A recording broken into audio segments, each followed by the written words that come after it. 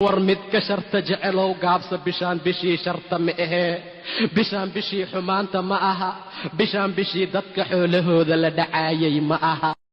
السلام عليكم ورحمة الله وبركاته. عشر كيلو وانت حوك سبسين هاي عشر كات لايا إن صونك أما بيشتر رمضان الفضل قال الدين ولا لها كنول أو مسلمين تعلمان تودا يولا ليش مسلمين تعلمان أو صومالي ده أو دافع الدين جودا وحن وهم بلينا يا وحن لينا هاي أم وحن لي هاي رمضان مبارك رمضان مبارك رمضان مبارك. إن 10 كلمات حكو سبسيهي 10 كهدلايا موضوع كهدلايا بيشان رمضان فضلك بدن لي topic about fast. Most of the people dadka badankiisu misunderstood ma ay fahmayaan.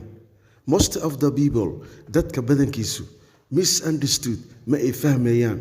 and think that waxay u maleeyaan fast sonka is only inuu yahay oo keliya to abstain in laga haro from waxa ka yimaada eating cunida and drinking cabitaanka, but laakiin it is not so ma aha sidaas.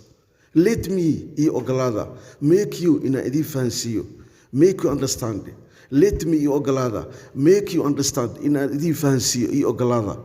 the exact meaning of fast, macnaha saxda ee bisha Ramadan ama soonka.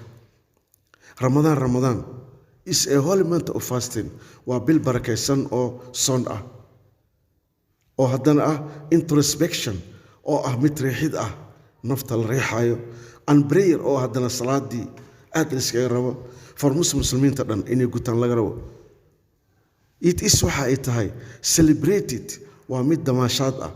as the month sida bisha ah.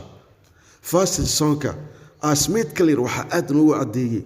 by our prophet Muhammad sallallahu alayhi wasallam, waxa aad noogu kala dhigay oo noo sifeeyay noo la faguray nabiga Muhammad sallallahu alayhi wasallam peace be upon him leenahay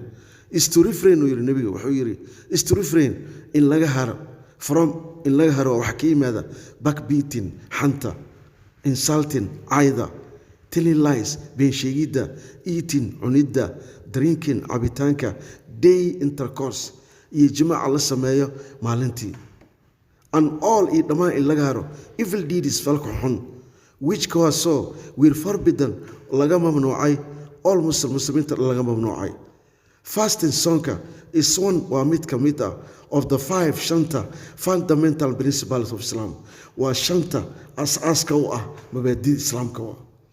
Our prophet Muhammad sallallahu alayhi wasallam, nabigeena Muhammad sallallahu alayhi wasallam wuxuu yiri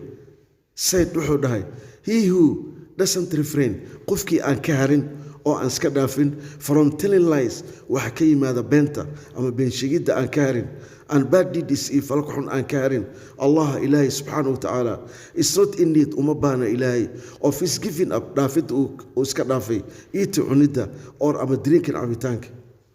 haddana waxaa dhihi kartaa Allah is not in need uma baana of her giving up dhaafid ay ka dhaaftay eating cunida or drinking ama cabitaanka dhaaftay ilaa uma baana soonkeeda. Distani indicates waxay noo cadeynaysaa dataasi your fast soonkaada will be nothing inuu ahaan doono mid waxbaan ahayn abaalgud aan lahayn.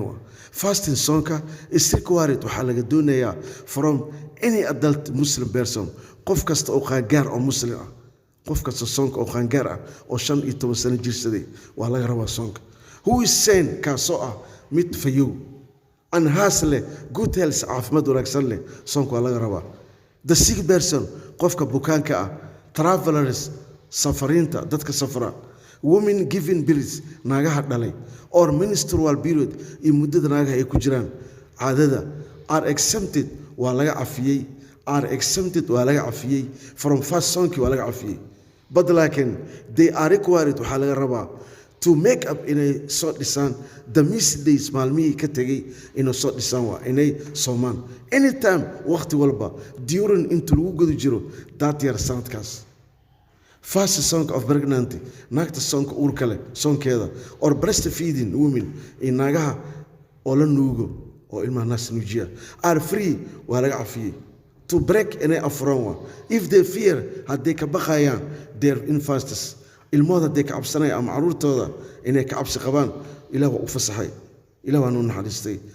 To break inay afuraan waa if they fear hadday ka baqayaan their infants ilmahooda but laakiin they should have to make it waa inay dib usoo sameeyaan back ayuu ku laabanaya for the missed days maalmihii ka tegay waa inay dib usoo sameeyaan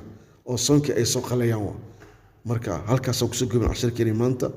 waxaanu leenahay waxaan ku bishaaraynaynaa ilaa ay bisha ka dhamaato waxaan jecelnahay inaan idin soo dhigno casharooyin ku saabsan soonka oo diiniya ah axaadiista nabiga sal alay wasalam saxaabada insha allahu tacaala halkaas idinku soo gabagabaynaynaa sidaa iyo la socdo wacan like-ta noo saara waxay inoo tahay like-ta dhiirigelinteena ay inoo tahay subscribe-ka iloobina